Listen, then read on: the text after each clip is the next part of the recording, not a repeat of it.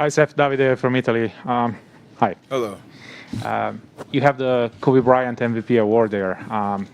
But does it add something extra for you to win this trophy, and also being on the 75 team? What does it mean for you?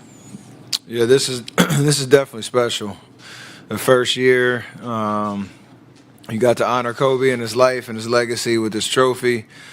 You know, all the thought that went into it. I can't spit it off the top of my head, but I know that everything on this trophy means something in terms of his life and what he represented, accomplishments on the court, and to have it be an All-Star MVP trophy, and you know, for it to be the first one, it definitely makes it special. I've only won one, and to have this one, it will have a special place at my house. And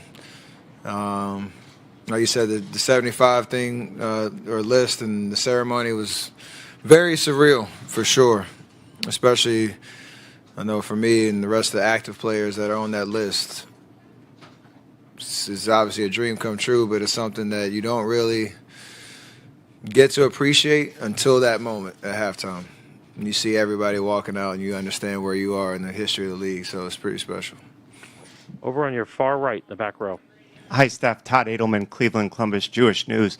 When you were first introduced, obviously the Cleveland fans still had all your performances and wins from the finals in mind. But what was it like as the game went on and you kept making all those threes to be in Cleveland and hear the Cleveland fans cheering so loudly for you?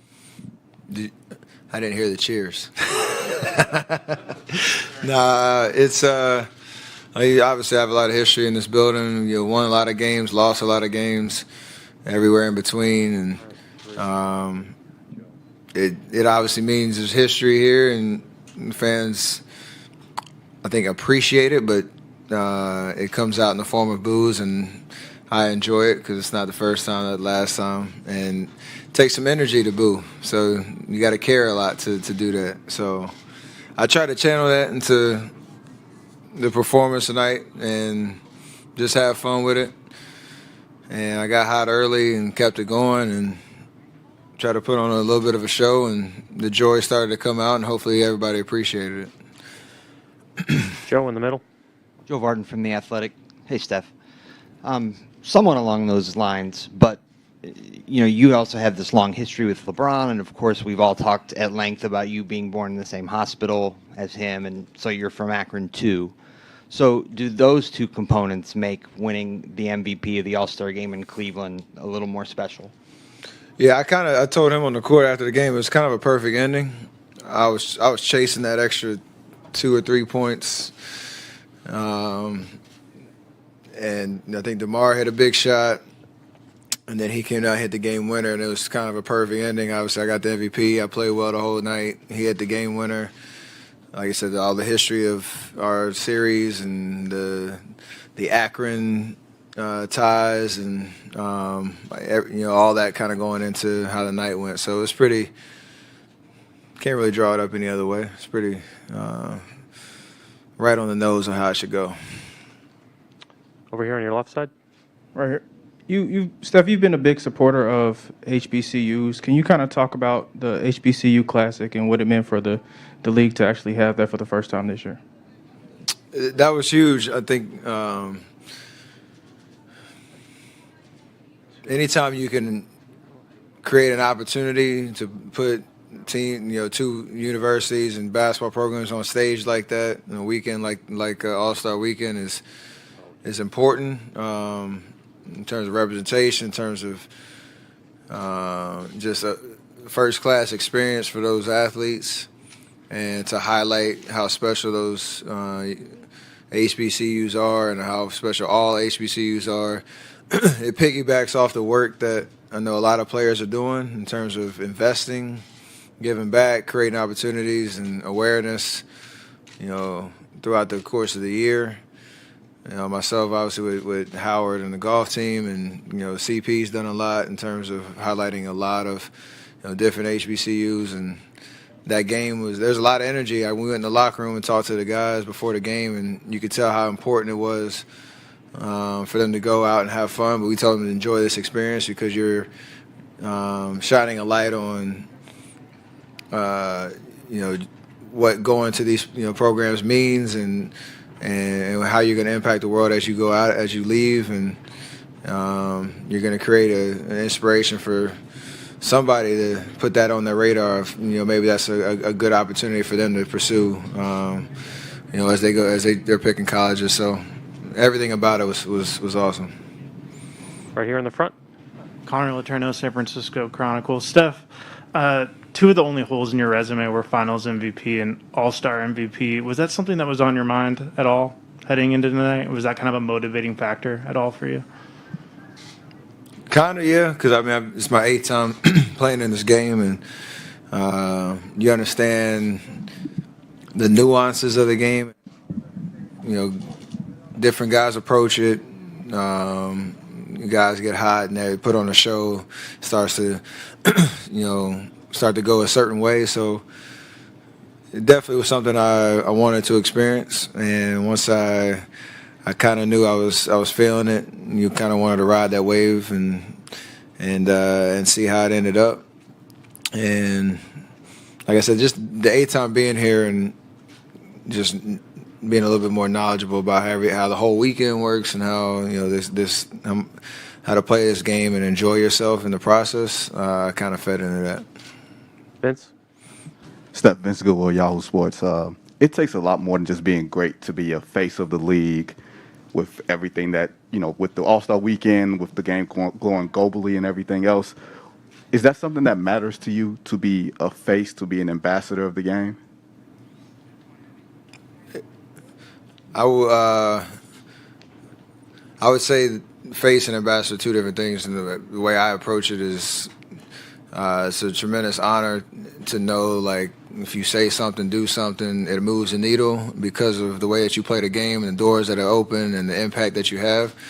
And I want to respect that with everything that I do and understand that there's an amazing opportunity with that, an amazing responsibility with that. So I don't technically know how you would categorize it, but I know that it's not just how you put the ball in the basket, it's everything else that comes with that. And even tonight, it's kind of a cool reminder of that, because you look at guys that have been in that situation on that 75 list and, in different eras, different generations, and they paved the way for the impact that basketball and the NBA can have and how each individual player can approach that. So I got to do it my way, be authentic to what I do and know and believe, and be consistent with it. So I do respect the opportunity that comes with that. Back left over here.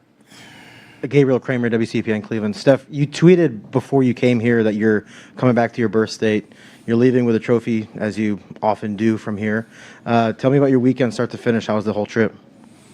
It was cool. It was a lot better than last year in terms of feeling more like a normal All-Star weekend. And, I got to enjoy a lot of different festivities. I heard a lot of boos, obviously, like we talked about earlier, and enjoyed that. And the game tonight and the ceremony and everything about, this last 4 or 5 hours has been pretty remarkable in terms of just a memorable experience that I'll take with me. So it's pretty perfect, if you ask me. Sam, right next to. Steph, I wonder with your Warriors group, you guys, you got through these past couple of years. You start hot this year, and just in pretty short order, the title contention is real again. But you go into the second half, and you got to fight through not having Draymond. The Suns now have a challenge with CP being out. Philly's getting James. Brooklyn's getting Ben. Just your 2 cents on the landscape, and for you individually, just that idea of chasing another trophy. It's an exciting time to be an NBA fan, obviously, because there's a lot of different narratives. You just listed off 5 or 6 right there, and you got probably 4 or 5 other teams that have a realistic chance of contending. All we can do is control, what we can control, and I feel like we've done a pretty good job of that so far. Like you said, we've had a lot of injuries, and we haven't been whole in a very long time. And when Clay came back, Draymond was out the same night, so still waiting on the 3 of us to, take the floor again. But it's all kind of shaping up to trying to peak at the right time. hopefully Draymond's back quick.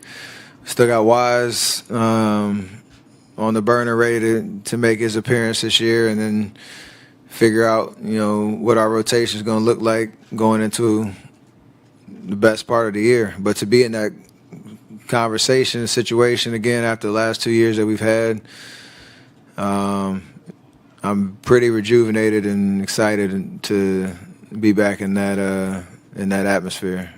Last two on your far right. Sorry. Legacy, and you're already pretty high on that list of 75, but is the appetite different to keep adding to it? Not any different. It's been the last 2 years, and like you said, you've been in 5 straight finals, and you have the 2 years that we've had. I miss playoff basketball. We were talking about that in the locker room tonight. Like, everybody feels like, coming out of All-Star Weekend, especially the guys that are here, One is next. things go right, they can win a championship, and you understand how hard it is to do that. So I miss that fight, and it means as much as it ever has to try to, accomplish that goal again. Last two final questions on your far right, and then the second row over here. Hi, Steph. Law Murray at The Athletic. I know you were just talking about the history of the game, and I was interested in your hoodie, your sweatshirt, like who's on it, and how, if it's a custom made, like how did it come together? Supporting, you got Earl Lloyd, Chuck Cooper, and Nat Clifton, who were barrier breakers in the NBA, and it's actually kind of a unique sweatshirt. It's one of my guys, Lanny Smith, who created or had a relationship with the families and the players, and got the okay to represent them and speak about true, black history when it comes to the NBA. So no better time to represent and celebrate this type of history, and then obviously, like, the 75 list, the all-time greats of the league. A lot of them were in the building tonight, and they all kind of blazed the trail of their own. So celebrating it all. Last question on the second row. Hey, Steph. On your right. Right here. That 75 NBA ceremony, did that turn you back into like a young fan? And was there anybody there that really inspired you, that you was able to get a chance to have a conversation with tonight? Everybody. It definitely took me back to just growing up, watching the game. There's a moment we were out there, like, we didn't want to leave the stage. I don't know if anybody saw. I was just enjoying the moment. Like, with me, D-Wade, CP, Bron, Giannis, somebody else was over there. We were all kind of just acknowledging how, like, kids in the candy store, like, laughing at just what was actually happening and what that accomplishment actually means. And you look around and you see all-time greats that we looked up to, coming up in the game. So I couldn't stop smiling. I don't think I will for a while. Just, you see the names on the list and you understand, like, and appreciate when the announcement came out. You made the team and all that.